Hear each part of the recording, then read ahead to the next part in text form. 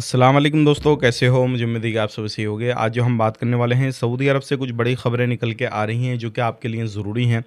और यहाँ पर गुड न्यूज़ के हवाले से हम बात करेंगे, गिरफ़्तारी के हवाले से बात करेंगे। अगर आप सऊदी अरब के अंदर किसी भी फ़ील्ड के अंदर काम करते हैं तो कुछ सैलरी को लेकर, एकोमोडेशन को लेकर और जो भी फूड अलाउंस वगैरह है उसको लेकर कुछ बदलाव किए गए हैं, उसके हवाले से हम बात करेंगे।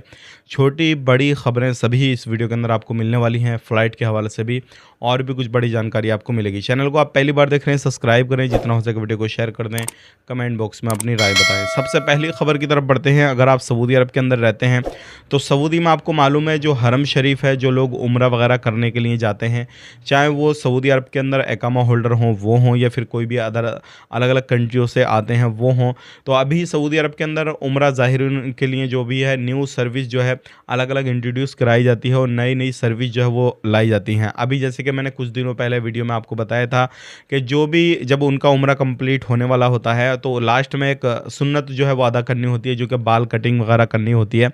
उसके बाद में जो है आपका उम्रा कंप्लीट हो जाता है। तो उस चीज़ के लिए अलग-अलग जगहों पे जो थी, अलग-अलग लोकेशन पे जो थी वो कारें लगाई गई थी बाल काटने के लिए।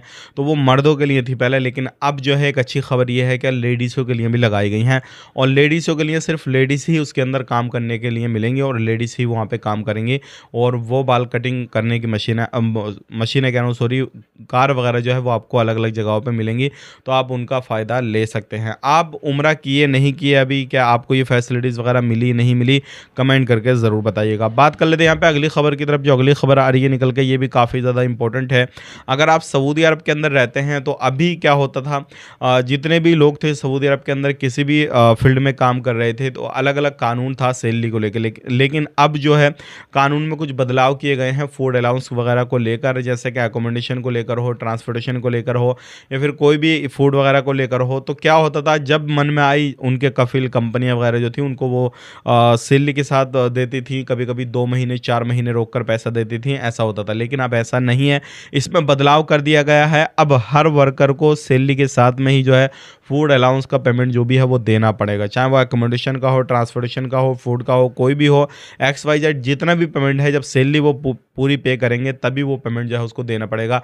इसके बारे में आपका क्या कहना है, कमेंट करके बताइएगा। मुझे तो बहुत अच्छा लगा। जितने वर्कर जो भी बाहर के विदेशी लोग काम करते हैं सऊदी अरब के अंदर, उनके लिए काफ़ी अच्छा है, क्योंकि बहुत सारे लोगों को परेशानी होती थी, उनके वो कफ़ील कंपनियां उनको सैलरी टाइम टू टाइम नहीं देती थी। लेकिन ये कानून जब बदलाव किए जा रहे हैं तो इसमें आपको फूड अलाउंस वगैरह सब चीज़ें प्रोवाइड की जाएंगी। बात कर लेते हैं यहाँ पे अगली खबर की तरफ। जो अगली खबर आ रही है निकल के, ये भी काफ़ी ज़्यादा इंपॉर्टेंट है।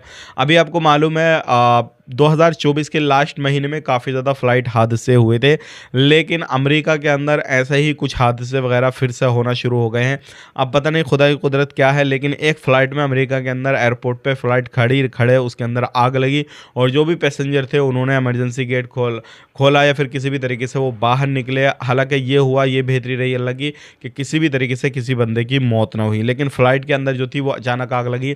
अब छानबीन चल रही है, चेकिंग हो रही है, इंक्वायरी वगैरह हो रही है, सब चीज़ें कि भाई ये आग वगैरह कैसे लगी। बात कर लेते हैं यहाँ पे अगली खबर की तरफ। जो अगली खबर आ रही है निकल के, ये भी काफ़ी ज़्यादा इंपॉर्टेंट है।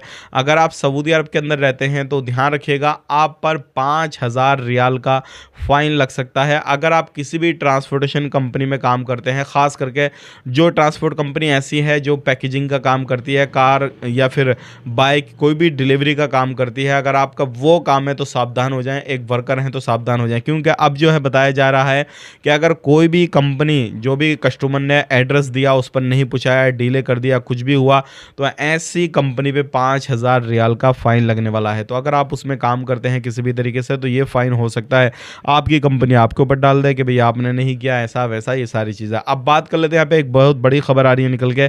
आपने देखा होगा हज उम्रा के लिए लोग अलग अलग तरीके से इलीगल एक्टिविटी करते हैं और इलीगल तरीके से करने की कोशिश करते हैं। तो ऐसा ही कुछ लोग ऐसे हैं अलग अलग कंट्रियों के, वो सुरंगें तलाश कर रहे हैं, कुछ ऐसे खुफिया रास्ते तलाश कर रहे हैं कि जिससे हम जाएं और जाके जो है हज करें।